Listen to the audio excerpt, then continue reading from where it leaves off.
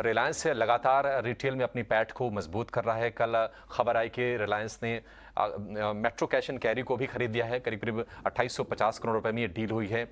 लेकिन रिटेल में रिलायंस के बढ़ते कदम कितने बड़े हो गए हैं, आगे की प्लानिंग क्या है, कौन कौन से एक्विजिशंस रिलायंस ने किए हैं और टोटल पोर्टफोलियो क्या हो गया है रिटेल को, एफएमसीजी को मिलाकर, ये सारा एनालिसिस करने के लिए हमारे साथ जुड़ गए हमारे सहयोगी सौमित सरकार। सौमित, बताइए, रिलायंस रिटेल का किंग हम बोल रहे हैं, क्या कुछ कर रही रिलायंस और कितनी बड़ी कंपनी अगर हम रिटेल सेगमेंट की बात करें तो हो गई है अब?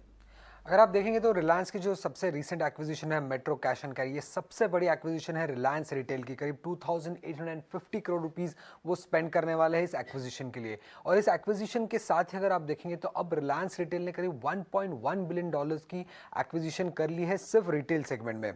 अब इस एक्विजिशन से उन्हें क्या मिल रहा है? करीब 21 शहरों में 31 स्टोर्स जो है मेट्रो कैश एंड कैरी के, वो एक्विजिशन से मिल जाएंगे। अब इस 31 स्टोर्स में से 15 स्टोर्स है साउथ इंडिया में। और इस कंपनी की अगर आप प्रेजेंस देखेंगे तो 10 में से 8 लार्ज सिटीज में इस कंपनी की प्रेजेंस है। करीब 3500 का एम्प्लॉय स्ट्रेंथ है। और इस एक्विजिशन से कंपनी का जो एक लास्ट माइल कनेक्टिविटी था किराना स्टोर्स के साथ, वो बूस्ट हो जाएगा इस एक्विजिशन के साथ। अब रिसेंट एक्विजिशन की अगर हम बात करें रिलायंस रिटेल के, तो नाम चीन जो एक्विजिशन थे जो है just dial, Hamleys, paper fry, urban ladder company है, कैंपा कोला, उसके साथ नेट मेड्स भी एक्वायर किया था कंपनी ने, डंजो किया है, क्लोविया करके एक ब्रांड है लॉन्जरीज की, उसको एक्वायर किया, और सोसियो करके एक और ड्रिंक है, ये भी कंपनी ने रीसेंट एक्विजिशन की। तो ये सबसे बड़ी रीसेंट एक्विजिशन है। अब ये सब एक्विजिशन कंपनी क्यों कर रहा है? क्योंकि कंपनी का जो खुद का एफएमसीजी ब्रांड आ रहा है इंडिपेंडेंस नाम का, उसको बूस्ट करने के लिए। उसी के साथ अगर आप देखेंगे तो अभी इस इंडिपेंडेंस का ब्रांड लॉन्च सिर्फ गुजरात में हुआ है, पायलट टेस्टिंग चल रहा है, और इसके जो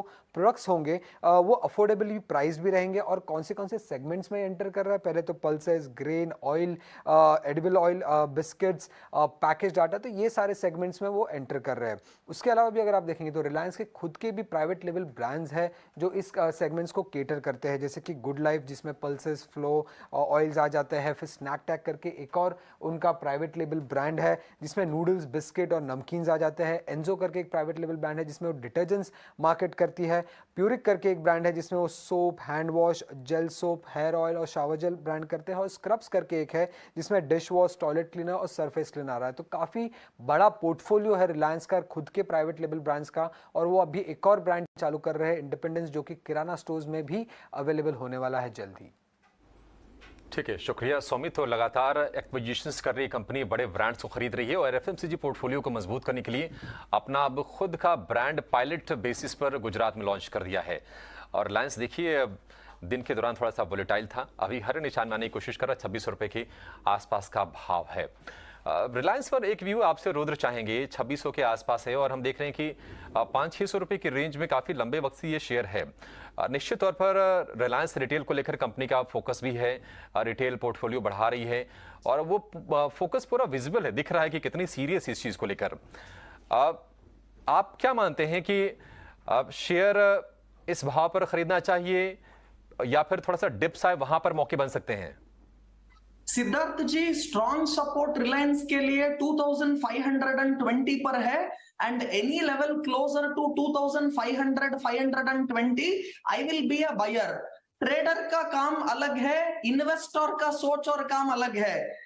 Definitely, if you are an investor, you cannot miss Reliance Industry and Bharti Airtel for 2023. Large cap portfolio से, blue chip से, two must hold stock in your portfolio will be Reliance Industry and it will be Bharti Airtel. And just now मैं ये बोला वो न्यूरेका stock के लिए sell at any price, get out. I am telling Reliance Industry and Bharti Airtel, buy at any price and have it in your portfolio.